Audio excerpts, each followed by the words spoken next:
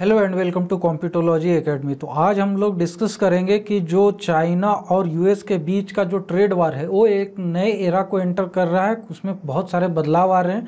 China के साथ जो यूएस का ट्रेड वार था वो ट्रंप एडमिनिस्ट्रेशन के समय ही शुरू हो गया था, क्योंकि चाइना लगभग 350 से 400 बिलियन डॉलर का एनुअल एक्सपोर्ट करता था डिफरेंट गुड्स का, जो कि चीपली मैन्युफैक्चर्ड रहते थे चाइना में because of low labour cost और बहुत सारे फैक्टर्स थे उसमें, और चाइनीज़ गवर्नमेंट का जो सब्सिडी मिलता था इन सब चीज़ों को लेने के कारण जो एक्सपोर्ट के बाद भी, ड्यूटीज़ लगने के बाद भी यूएस मार्केट में उन सब प्रोडक्ट्स की कॉस्ट बहुत कम हो जाती थी, और जिसके कारण यूएस के जो मैन्युफैक्चरर्स रहते थे वो उनसे कम्पीट नहीं कर पाते थे, और उसी के कारण लोग प्रेफर करते थे चाइनीज़ गुड्स को।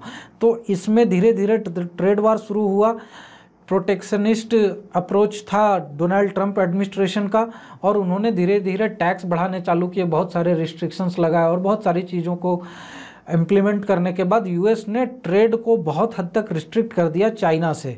लेकिन इसमें अभी भी चाइना जो है सो बहुत आगे है।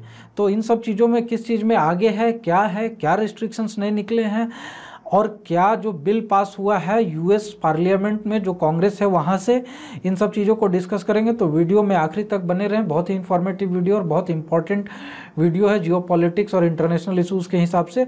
और हमारे चैनल को सब्सक्राइब कर लें और बेल आइकन को भी दबा दें, ताकि जब भी हम नई इंफॉर्मेटिव वीडियोज़ डालें तो उसकी इन्फॉर्मेशन आप तक पहुँचती रहे। My self Vidyanand Singh. चलिए स्टार्ट करते हैं। तो सबसे पहले देखिए, जो इम्पॉर्टेंट एस्पेक्ट्स हैं सबसे ज़्यादा इस बिल के, ये बिल पास हुआ है यूएस कांग्रेस में, और वहाँ पर ये बिल पास हुआ है 62:30 के रेशियो में। 62 लोगों ने इस बिल के फेवर में कांग्रेसमैन ने वोट किया है, और ये डेमोक्रेट्स डोमिनेटेड है। और यहाँ पर सबसे बड़ी चीज़ देखी गई कि अक्रॉस द पार्टी लाइन, क्योंकि चाइना से रिपब्लिकन भी खफा रहते हैं, डेमोक्रेट्स भी खफा रहते हैं, तो अक्रॉस द पार्टी लाइन इस बिल के सपोर्ट में वोटिंग हुई। हालांकि अपने पर्सनल ओपिनियन भी बहुत लोगों के अलग होते हैं, तो 38 लोगों ने इसके अगेंस्ट में भी वोट किया है। तो यहाँ पे 190 बिलियन डॉलर का, देखिए कितना ह्यूज अमाउंट है, 190 बिलियन डॉलर का एक फंड अप्रूव किया गया है रिसर्च, डेवलपमेंट और प्रोडक्शन, ये सब को इम्प्रूव करने के लिए यूनाइटेड स्टेट्स में इलेक्ट्रॉनिक गुड्स के एस्पेक्ट्स में और डिफरेंट चीज़ों के एस्पेक्ट में, जिसमें कि चाइना डोमिनेंट है।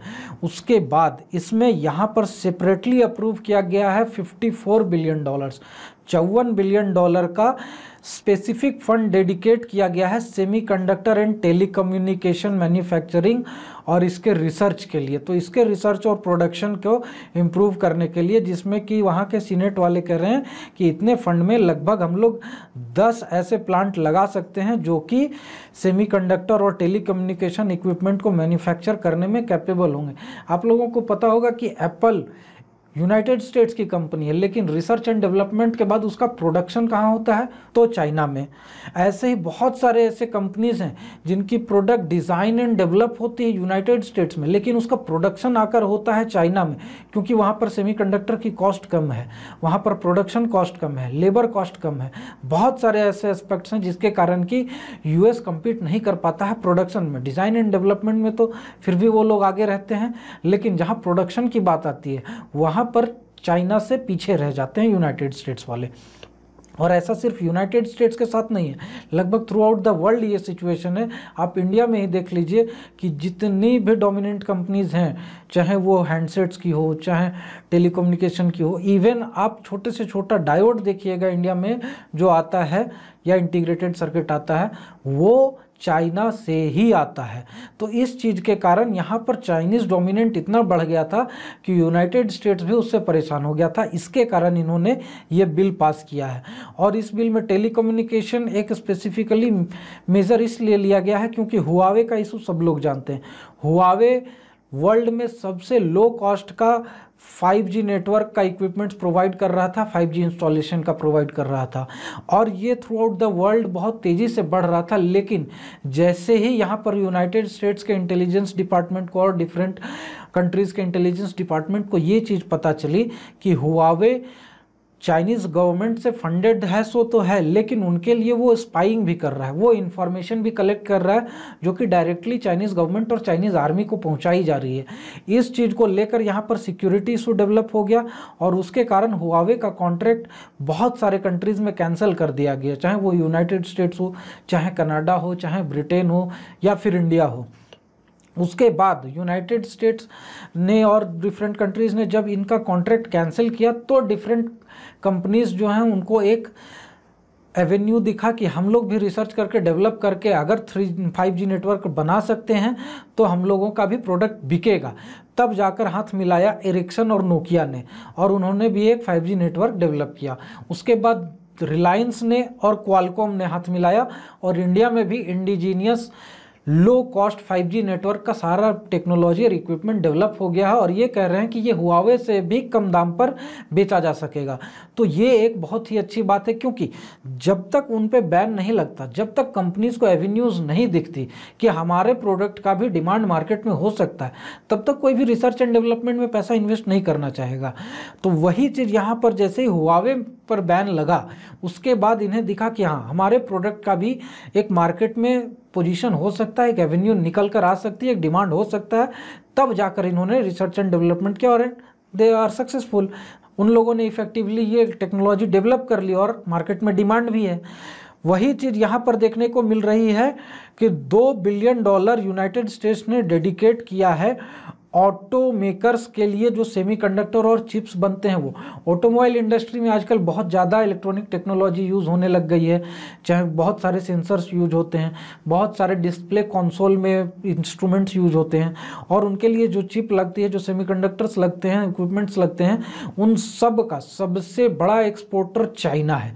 और चाइना इतना बड़ा एक्सपोर्टर है, आप समझिए कि कोविड केस में, जब कोविड की सिचुएशन में जब प्रोडक्शन कम हुआ तो सेमीकंडक्टर और चिप की कमी के कारण डिफरेंट ऑटोमोबाइल प्लांट्स तक बंद हो गए, क्योंकि वहाँ पर वो चीज़ अवेलेबल नहीं हो पा रही थी, क्योंकि एक तरह से इसमें चाइना की मोनोपोली थी। और इसी के कारण यूनाइटेड स्टेट्स के बहुत सारे ऑटोमोबाइल कंपनीज अपना प्रोडक्शन बंद कर दिए, जिसके कारण कि यूनाइटेड स्टेट्स की इकोनॉमी को बहुत नुकसान हुआ। और इसी चीज़ से बचने के लिए यूनाइटेड स्टेट्स ने अभी $2 बिलियन का एक डेडिकेटेड फंड ऑटोमोबाइल से रिलेटेड सेमीकंडक्टर्स और चिप के रिसर्च डेवलपमेंट और प्रोडक्शन के लिए भी इशू किया है। तो ये बिल एक बहुत ही इम्पॉर्टेंट बिल है। अभी तक चाइना पर यूनाइटेड स्टेट्स सिर्फ सैंक्शन लगा रहा था, तो उससे सिर्फ 2 कंट्रीज़ के ट्रेड को इफेक्ट पड़ रहा था, यूनाइटेड स्टेट्स और चाइना। लेकिन अगर इफेक्टिवली इन सारे फंड्स को यूज़ करके यूनाइटेड स्टेट्स इन सब चीज़ों के प्रोडक्शन लो कॉस्ट में हाई लेवल पे अगर कर देता है, तो सब जानते हैं कि क्वालिटी के मामले में यूनाइटेड स्टेट्स हो गया, जापान हो गया या फ्रांस हो गया, इन सब कंट्रीज़ के जो कंपनीज रहते हैं वो बहुत ऊपर रहते हैं चाइना से। तो अगर इन्होंने कॉस्ट मैच कर लिया अगर चाइना को, तो चाइना की मोनोपोली ख़त्म हो जाएगी, क्योंकि क्वालिटी एक बहुत बड़ा इशू होता है। दूसरी चीज़ क्या है कि चाइना से बहुत सारे कंट्रीज़ परेशान हैं, तो इन सब को भी एक एवेन्यू मिल जाएगा, चाहे वो ऑस्ट्रेलिया हो, चाहे न्यूजीलैंड हो, चाहे यूरोपियन यूनियन के बहुत सारे कंट्रीज़ हो, इन सब को एक अल्टरनेटिव मिल जाएगा कि हमें और दूसरी जगह से भी इलेक्ट्रॉनिक प्रोडक्ट्स, सेमीकंडक्टर्स, चिप्स वगैरह अवेलेबल हो सकते हैं। तो ये यूनाइटेड स्टेट्स के लिए एक बिगर मार्केटिंग एवेन्यू हो जाएगा, एक सोर्स ऑफ इनकम भी हो जाएगा, प्लस चाइना को बेटर तरीके से काउंटर करने का भी एक हथियार मिल जाएगा। अब यहाँ पर देखिए, इस बिल में, ये जो बिल पास हुआ इसमें बहुत सारे एस्पेक्ट्स थे और ऐसा नहीं है कि एक ही बिल पास हुआ, यहाँ पर 3-4 तरह के बिल लगातार पास हुए हैं एक ही 2 दिन में। उसमें सेकंड थिंग क्या है, टेक्नोलॉजी के मामले में सोशल मीडिया पे भी यहाँ पर एक बिल पास हुआ है। तो टिकटॉक को तो ऑल टुगेदर ट्रंप एडमिनिस्ट्रेशन ने बैन कर दिया था, जिसपे कि अभी 2 दिन पहले जो बाइडेन एडमिनिस्ट्रेशन ने 7 जून को ये बैन हटा दिया। 7 जून 2021 को ये बैन हटाने के बाद उन्होंने फिर ये बिल में मेंशन किया है कि टिकटॉक जो है उसे आप गवर्नमेंट डिवाइसेस पे डाउनलोड नहीं कर सकते हैं, क्योंकि टिकटॉक भी बहुत डेटा कलेक्ट करता है और बहुत सारे इन्फॉर्मेशन को कोलेक्ट करता है और उसके पास एक डेटा डिपॉजिटरी है बहुत हेवी, और उसे चाइनीज़ गवर्नमेंट मतलब चाइना में जो भी कंपनीज हैं उनमें से किसी से भी जब चाहे चाइनीज़ गवर्नमेंट अपने लिए डेटा निकाल सकती है, उनको कह सकती है कि हाँ भाई ये चीज़ आप लेके आके दे दो। तो इसीलिए यहाँ पे गवर्नमेंट डिवाइसेस पे यूनाइटेड स्टेट्स में टिकटॉक को बैन कर दिया गया है। सेकंड थिंग क्या है, यहाँ पर ड्रोन मैन्युफैक्चरर्स को भी बैन किया गया है कि ड्रोन जो भी यूनाइटेड स्टेट्स में इंपोर्ट होते हैं या परचेज होते हैं, तो ऐसी किसी भी कंपनी से ड्रोन यूनाइटेड स्टेट्स में नहीं इंपोर्ट किया जाएगा जो कि चाइनीज़ गवर्नमेंट से फंडेड है। तो चाइनीज़ गवर्नमेंट से फंडेड ड्रोन में ये डर है, जैसे कि हुआवे के केस में हुआ था कि वहाँ पर वो लोग इस टाइप का चिप या इस टाइप की सर्किट यूज़ कर रहे थे जिससे कि वो डेटा ट्रांसफ़र कर सके और डेटा कलेक्ट कर सके चाइनीज़ गवर्नमेंट के लिए। तो यहाँ पर भी ये चीज़ हो सकती है कि ड्रोन अगर कैमरा इनेबल्ड रहा, बहुत सारे ड्रोन्स में कैमरा होते हैं, तो वो वहाँ से इमेजेस और बहुत सारी चीज़ें ट्रांसफ़र कर सकता है। इसके कारण चाइनीज़ गवर्नमेंट फंडेड जो भी कंपनीज़ हैं जो कि ड्रोन बेचते हैं उन सब पर बैन लगा दिया गया है।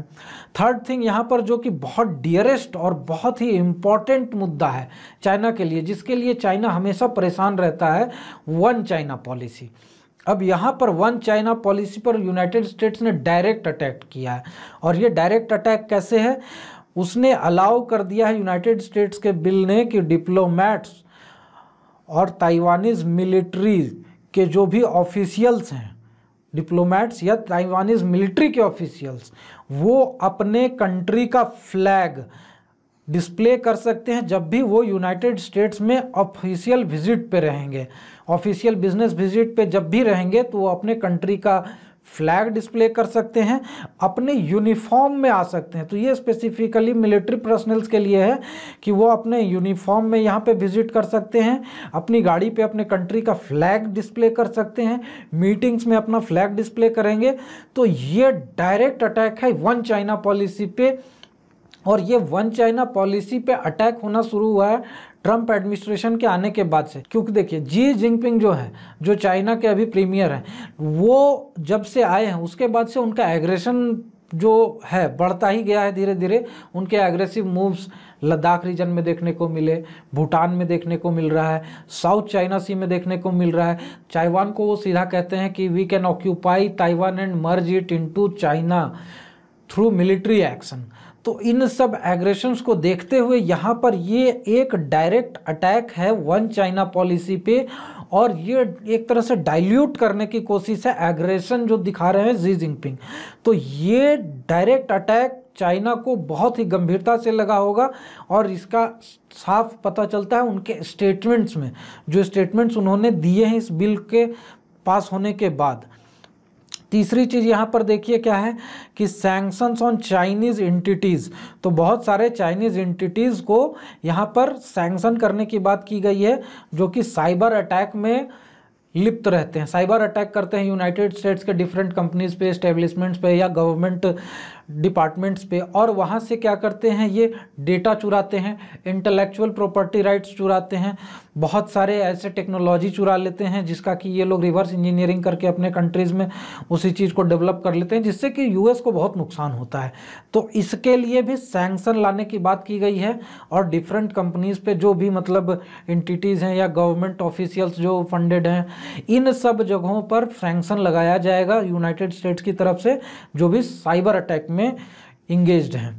अब यहाँ पर देखिए, ये है यूनाइटेड स्टेट्स सीनेट के मेजॉरिटी लीडर चक शूमर। इन्होंने अपने स्पीच में, जब इस बिल के बारे में बात हो रही थी, तो इन्होंने अपने स्पीच में साफ कहा है कि we are losing the impact throughout the world, we may lose our position as a world superpower if we will not check Chinese aggression as well as Chinese dominance।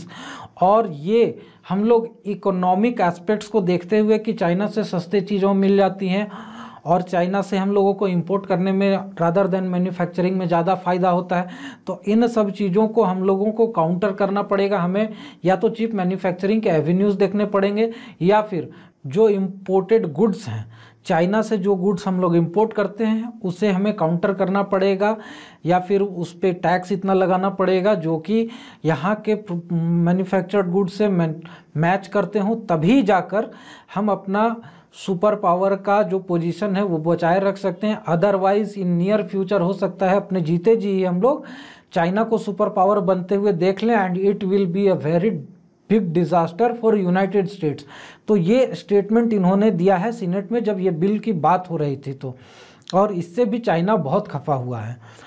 और China ने क्या कहा है, अब Chinese opposition जो आया है तो वहाँ के जो मिनिस्ट्री ऑफ एक्सटर्नल अफेयर्स के जो स्पोक्स पर्सन है वेन वेबिन, इन्होंने कहा कि यूनाइटेड स्टेट्स जो है धीरे धीरे पागल होता जा रहा है। Strong indignation and resolute opposition, इन्होंने साफ कहा कि ये प्रोवोकेटिव है और ये रिजोल्यूटली अपोज करते हैं इस बिल को, क्योंकि ये बिल स्पेसिफिकली चाइना को टारगेट किया जा रहा है और चाइना इस बिल को रिजोल्यूटली अपोज करता है, क्योंकि यहाँ पर ये फ्री मार्केट को, इनोवेशन कंपटीशन को और इन सब चीज़ों को दबाना चाह रहे हैं।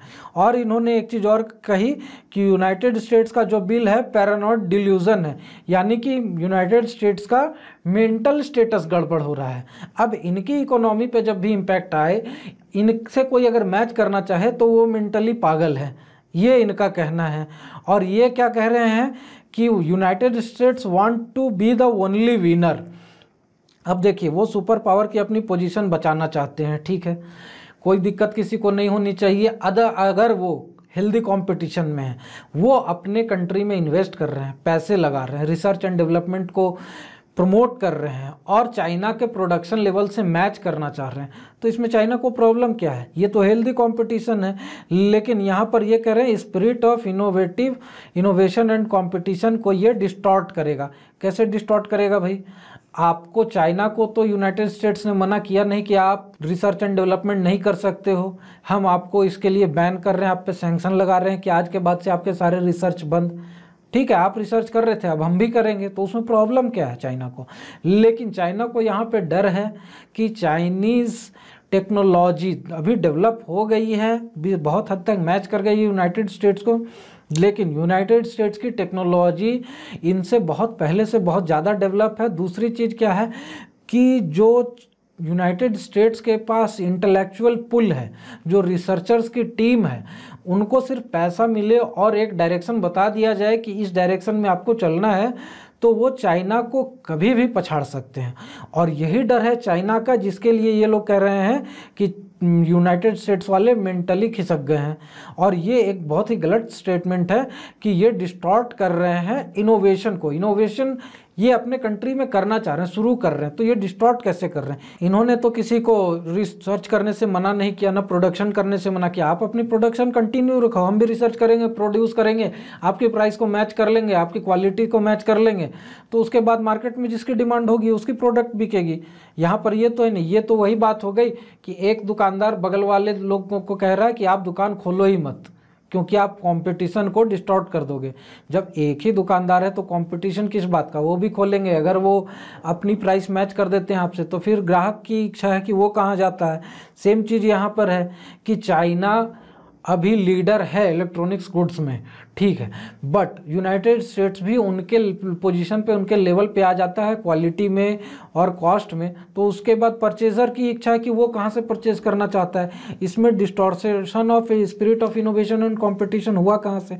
तो इन सब चीज़ों पे आपकी क्या राय है, हमें कमेंट करके नीचे ज़रूर बताएं। और हमारे चैनल को सब्सक्राइब कर लें और बेल आइकन को भी दबा दें, ताकि जब भी हम न्यू वीडियोज़ डालें उसकी इन्फॉर्मेशन पहुँचती रहे आप तक। और हमारे सोशल मीडिया चैनल्स पे हमें फॉलो करें और हमारे वेबसाइट पे भी आप डिफरेंट कोर्सेज परचेज कर सकते हैं। Thank you very much and have a nice day.